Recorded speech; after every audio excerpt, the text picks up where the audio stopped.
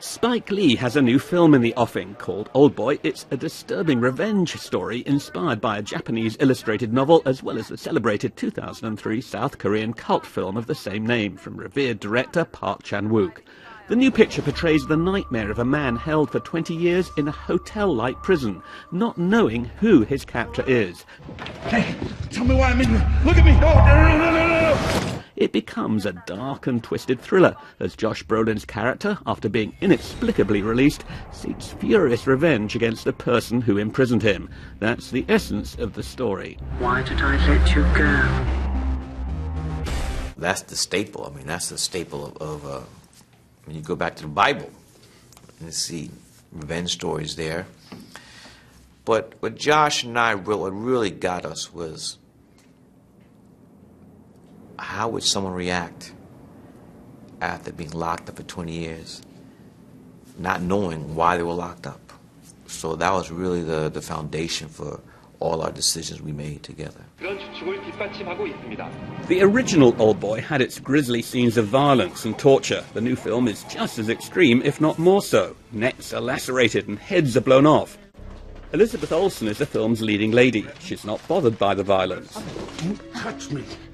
You're trying to have a takeoff of the original, and the original has this genius way of using it, and it's almost comedic in a way. But if it's comedic, why is it so disturbing to watch? To me, I don't know, maybe I'm just a product of my generation. I don't find it that disturbing to watch, I don't know. But the film's director takes a rather different view. He is mindful of the impact screen violence can have on people. Oh yes, I've always thought about violence, and I've always tried to not make violence cartoonish. It's been realistic. There's nothing to joke about. I mean, you always have that debate about how much violence on screen, violence on TV, even violence on video games, I know has a great effect on young children. So we're very particular and careful how I portray violence in my films. And what was the justification then for having such violent scenes in this film, in Oldboy? Because of the original. We cannot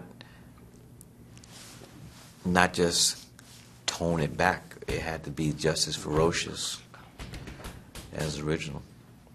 You know, as you get older, do you think you're getting better and more effective as a filmmaker in telling the stories that you want to tell and getting it right? That's the hope. That's the hope. I mean, I don't want to become stagnant. I want to keep growing.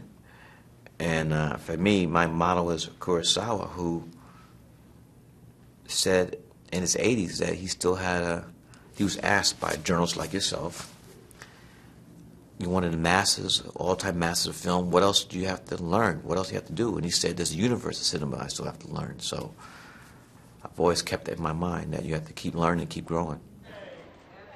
A strict embargo has been imposed on reviewing Oldboy until the day before its release next week. That's often a sign that a film distributor wants to keep any possible negative spin under wraps. What can be said is that Oldboy very effectively makes you ponder the nature of extreme violence and suggests that psychological violence might be just as bad, if not worse, than physical violence. Hello?